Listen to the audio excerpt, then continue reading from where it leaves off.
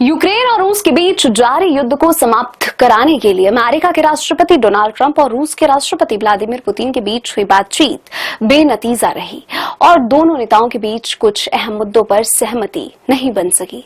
ऐसे में सभी की नजरें इस बात पर टिकी हुई हैं कि आने वाले समय में राष्ट्रपति ट्रंप का भारत के प्रति रुख कैसा रहता है। अलास्का में दोनों नेताओं के बीच बैठक के बाद पुतिन ने दावा किया कि यूक्रेन को लेकर सहमति बनी है तथा साथ ही उन्होंने यूरोप को चेतावनी दी है कि प्रगति में कोई बाधा नहीं डाले। पुतिन के दावे के बाद ट्रंप ने कहा कि जब तक कोई समझौता नहीं हो जाता तब तक कुछ भी पक्के तौर पर नहीं कहा जा सकता है। ट्रंप ने कहा कि वह पुतिन और उनके बीच हुई बातचीत की जानकारी देने के लिए यूक्रेनी राष्ट्रपति व्लादिमीर ज़ेलेंस्की और यूरोपीय नेताओं को बुलाएंगे।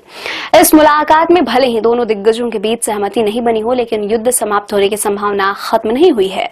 ट्रंप और पुतिन जल्द ही रूस में फिर से मुलाकात कर सकते हैं। माना जा रहा है कि बातचीत सकारात्मक दिशा में आगे बढ़ने पर ट्रंप भारत पर लगाए गए 25% अतिरिक्त कर को वापस भी ले सकते हैं। वहीं अगर दोनों देशों में बात नहीं बनी तो भारत पर और टैक्स लगाया जा सकता है। राष्ट्रपति पुतिन से मुलाकात के बाद राष्ट्रपति ट्रंप के स्वर बदलते नजर आ रहे हैं।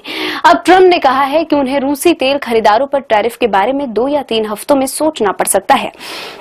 मुलाकात से पहले ट्रंप ने दावा किया था कि रूस से तेल खरीदने पर भारत पर लगाए गए शुल्क ने मॉस्को के वाशिंगटन के साथ बैठक करने के लिए तैयार किया। उन्होंने कहा कि अगर रूस ऐसा नहीं करता तो वह अपने दूसरे सबसे बड़े ग्राहक को खो सकता था।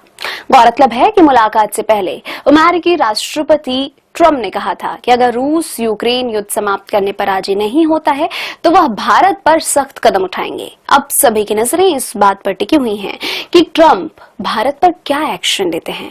डोनाल्ड ट्रंप ने इसी महीने की शुरुआत में भारत पर 50% टैरिफ लगाया है। इसमें रूस से तेल की खरीद जारी रखने पर जुर्माने के तौर पर लगाए गए 25% शुल्क भी शामिल है। यह अतिरिक्त 25% शुल्क 27 अगस्त से लागू होगा।